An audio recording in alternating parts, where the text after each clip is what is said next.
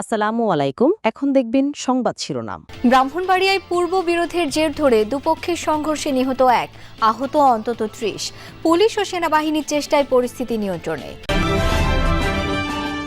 শরীয়তপুরে আওয়ামী লীগ কর্মীদের এনসিপিতে যোগদান নিয়ে তোলপাড়। অপরাধে জড়াননি এমন যে কেউই রাজনীতি করার অধিকার রাখেন বলছেন জেলা সমন্বয়কারী। গাজীপুর 1 আসনে বিএনপিতে সক্রিয় আওয়ামী লীগের কর্মী সমর্থক আর সুবিধাভোগীরা। ত্যাগী যোগ্যরা মনোনয়ন না পেলে আসনটি হাতছাড়া হওয়ার আশঙ্কা তৃণমূলের। মধ্যরাতে শেষ হচ্ছে মাছ ধরায় 22 দিনের নিষেধাজ্ঞা। নদী ও সাগরে নামার প্রস্তুতি নিচ্ছেন জেলেরা। কাঙ্ক্ষিত ইলিশ মেলার প্রত্যাশা। পাখির কলতানে মুখর সিরাজগঞ্জের বেলকুচি ও চলনবিল। নিরাপত্তা আর পর্যাপ্ত খাদ্য থাকায় ভিড় জমাচ্ছে পরিযায়ীরা। এতক্ষণ শুনছিলেন সংবাদ শিরোনাম, এখন দেখবেন বিস্তারিত। ব্রাহ্মণবাড়িয়ায় ভাইদের বিবাদকে কেন্দ্র করে গ্রামবাসী দুপক্ষের সংঘর্ষে মারা গেছে একজন, আহত হয়েছেন অন্তত 30 জন। ঘণ্টা তিনেকের সংঘর্ষে বেশ কয়েকটি বাড়িঘর ভাঙচুর ও আগুন দেওয়া হয়। খবর পেয়ে পুলিশ ও সেনাবাহিনী পরিস্থিতি নিয়ন্ত্রণে আনে। এখনো থমথমে পরিবেশ বিরাজ করছে এলাকায়। বর্ম পরে রণক্ষেত্রের জন্য প্রস্তুত গ্রামবাসী। কেউ ছুটছে টেটা বল্লম, কেউ ব্যস্ত তীর নিক্ষেপের জন্য নিশানা খোঁজায়। ব্রাহ্মণবাড়িয়া সদরের বিরামপুরে ভাইদের মধ্যকার বিবাদ গড়ালো দু গ্রুপের রক্তক্ষয়ী সংঘর্ষে। ঘটল প্রাণহানির ঘটনাও। স্থানীয়রা জানায়, বিভিন্ন বিষয় নিয়ে একই পরিবারের 6 ভাইয়ের মধ্যে বিরোধ চলছে। এ কারণে 2 ভাই যোগ দেয় স্থানীয় প্রভাবশালী সাচ্চু মিয়ার দলে। বাকি 4 ভাই যুক্ত হয় পশ্চিম পাড়ার সাবেক চেয়ারম্যান হারুনুর রশিদ গ্রুপে। গত রাতে তাদের শতবর্ষী মা মারা গেলে 4 ভাই দাফন সম্পন্ন করে। বাকি 2 জন শেষ বিদায় জানাতে না পারায় ক্ষুব্ধ হয়ে ওই 4 ভাই সহ তাদের সমর্থকদের বাড়িতে আগুন দেয়। এরই জেরে দেশীয় অস্ত্র নিয়ে সংঘাতে জড়ায় দুপক্ষ। 4 ভাই গেছে গ্রামের সাথে, আর 2 ভাইয়ে গোষ্ঠীওয়ালার লোক আছে, ব্যবসাদার লোক। 6 ভাইয়ের মা মারা গেছে, বৃদ্ধ মানুষ। তখন 2 ভাইয়ে তখন মারে দেখন লাগে, তখন কইছে যে হইছে না হয়েছে আমরা মারি দুমু। এই কথা কইছে, দেখে কইছে না মারি দন দিত না। তখন ইটা নিয়ে সেটা ঝগড়া দিচ্ছে। ওই এসে আর পরে মনে হয় আজকা পরিণতি উদ্ধরিছে। সংঘর্ষ চলে ঘণ্টা তিনেক। কেন্দ্রীয় নেতারা বলছেন 24-এর গণ অভ্যুত্থানের আগে আওয়ামী লীগ ও ছাত্রলীগের সাথে জড়িত কেউ এনসিপিতে যোগ দিতে পারবে না। অথচ শরীয়তপুরে আওয়ামী লীগের কর্মী সমর্থকদের ফুল দিয়ে দলে স্বাগত জানিয়েছেন ওই জেলায় এনসিপির প্রধান সমন্বয়কারী। এই নিয়ে চলছে ব্যাপক আলোচনা সমালোচনা। এনসিপির জেলা সমন্বয়কারীর দাবি, কোনো অপরাধে জড়িত ছিলেন না এমন যে কারোরই রাজনীতি করার অধিকার আছে। আমাকে বলেছে যে আমি দীর্ঘদিন আওয়ামী লীগের কর্মী ছিলাম। আমাদের নাগরিক পার্টির মূল মন্ত্র হচ্ছে আওয়ামী লীগের কর্মী, সমস্ত কিছুকে ওয়েলকাম, সবাইকে ওয়েলকাম। গেল বুধবার শরীয়তপুর সদরে একটি রাজনৈতিক সভায় আওয়ামী লীগ কর্মীদের দলে নেয়া ও সার্বিক বিষয়ে সহযোগিতার আশ্বাস দেন জাতীয় নাগরিক পার্টির জেলা কমিটির প্রধান সমন্বয়কারী অ্যাডভোকেট রুহুল আমিন। ঘটনাটি প্রকাশ্যে আসতেই শুরু হয় আলোচনা সমালোচনার ঝড়। প্রধান সমন্বয়কারীর সিদ্ধান্তে ক্ষুব্ধ বৈষম্য বিরোধী ছাত্র আন্দোলন ও এনসিপির অনেকেই। এটা তাদের দলীয় সিদ্ধান্ত, কি হতে পারে আমি জানি না।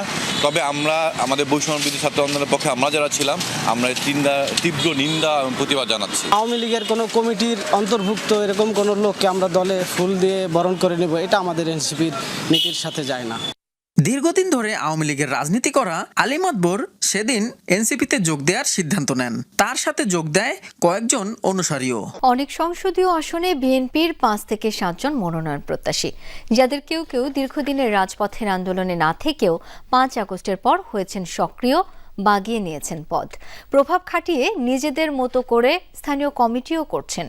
পুরনো ত্যাগীদের বদলে জায়গা পেয়েছেন আওয়ামী লীগের কর্মী, সমর্থক এবং সুবিধাভোগীরা। প্রার্থী চূড়ান্ত করতে সেসব হিসেব না করলে ধানের শীষের জয় হাতছাড়া হবার শঙ্কাও আছে। বিধান কৃষ্ণ বর্মন জাতীয়তাবাদী ক্ষুদ্র নিগোষ্ঠী দলের কেন্দ্রীয় এই সহসভাপতি, গাজীপুর 1 আসনের মৌচাক ইউনিয়ন বিএনপির ও কালিয়াকৈর উপজেলা বিএনপির সাবেক সহসভাপতি। রাজপথে ছিলেন, পালিয়ে বেরিয়েছেন, জেলও খেটেছেন। কিন্তু 5 আগস্টের পর বিধান কৃষ্ণ বর্মনের মতো এই সংসদীয় আসনের বেশ কয়েকটি ইউনিয়নের সাবেক দায়িত্বশীলদের অনেকেই পদবঞ্চিত। সিনিয়র সহসভাপতি ছিলাম মৌচাক ইউনিয়নের, এবং উপজেলা সাংগঠনিক সহসভাপতি ছিলাম, কিন্তু আমাদের মূল্যায়ন করা হয় না। অ্যাডভোকেট কামরুল ছিল সভাপতি এবং উপজেলা সাংগঠনিক সম্পাদক তাকেও কোনো মূল্যায়ন করা হয় না। মৌচাকের বিষয়টা আমি বলতেছি, আর যারা নির্যাতিত নিপীড়িত নেতা তাদের কাউকে মূল্যায়ন করে না, এখানেই দুঃখ। আমি চাপার বিএনপির সভাপতি, কালিয়াকৈর উপজেলা বিএনপির সহসভাপতি। আমার ইউনিয়নে যাকে আহ্বায়ক করা হয়েছে, এই 17 বছর তিনি রাজপথে ছিলেন না। রাজধানী ঢাকার পাশে শিল্পাঞ্চল খ্যাত কোনাবাড়ি, কাশিমপুর, কালিয়াকৈর নিয়ে গঠিত গাজীপুর 1 সংসদীয় আসন। বিগত কোনো নির্বাচনেই যে আসনে জয় পায়নি ধানের শীষ প্রতীকের বিএনপি। একসময়ের প্রভাবশালী নেতা তানভীর আহমেদ সিদ্দিকী বারবার হেরেছেন এই আসনে। ইলিশের প্রজনন মৌসুমে মাছ ধরায় 22 দিনের নিষেধাজ্ঞা শেষ হচ্ছে আজ মধ্যরাতে। নদীতে নামার প্রস্তুতি নিচ্ছেন ভোলার প্রায় 3 লাখ জেলে। মাছ ধরার জাল, নৌকা ও ট্রলার মেরামত করছেন তারা। আশা, কাঙ্ক্ষিত পরিমাণ ইলিশ ধরে ধার দেনা পরিশোধের মাধ্যমে ঘুরে দাঁড়াবেন আবার। জালের ফাঁসে বাধা জীবন জীবিকা, তাই মাছ ধরায় নিষেধাজ্ঞার সময় ফুরিয়ে আসায় নদী পাড়ে জমে উঠেছে কর্মব্যস্ততা। শনিবার মধ্যরাতে শেষ হচ্ছে ইলিশ শিকারে 22 দিনের নিষেধাজ্ঞা, তাই ঋণ নিয়ে নৌকা মেরামত আর জাল কিনেছেন অনেকে। কেউ আবার পুরনো জালকেই মেরামত করছেন। মেঘনা ও তেঁতুলিয়া নদীতে প্রস্তুত রয়েছে সারি সারি নৌকা আর ট্রলার। জাল ফল করছি অভিযানের 22 দিন বইটা থেকে বাসায় লাইন ফ্যান করে নামি ছায়ালা কি করে মালিকে। প্রত্যেক সিজন শেষে আমরা ধার দেনা করে জাল নৌকার কাজকাম করে আমরা মনে করি নামতে। নিষেধাজ্ঞার সময়টা খুব একটা ভালো কাটেনি জেলেদের। নদীতে গিয়ে কাঙ্ক্ষিত ইলিশ শিকার করে দিন বদলের আশা তাদের। সরকার আমাদের 25 কেজি চাল দিচ্ছে, এদিকে সংসার চলে দেনা বেনা করে সাবার করছি, মাসের দেনা বেনা বাড়ি করে ছাড়ে না। লোন লইছি 60,000 টাকা, 60,000 টাকা লোন লইছি। মনে করেন আমরা নদীতে নামবো, আল্লাহ যদি মাছ দেয় তো আর কোনো কথা নেই, আমরা ঋণ পরিশোধ করতে পারবো। মৎস্য কর্মকর্তার দাবি, চলতি মৌসুমে মা ইলিশ রক্ষায় সফল হয়েছে তাদের অভিযান। শীত আসার আগেই দেশের বিভিন্ন এলাকায় ভিড় করেছে পরিযায়ী পাখি। চলনবিল ও সিরাজগঞ্জের বিভিন্ন এলাকা জুড়ে এখন পাখির কলরব।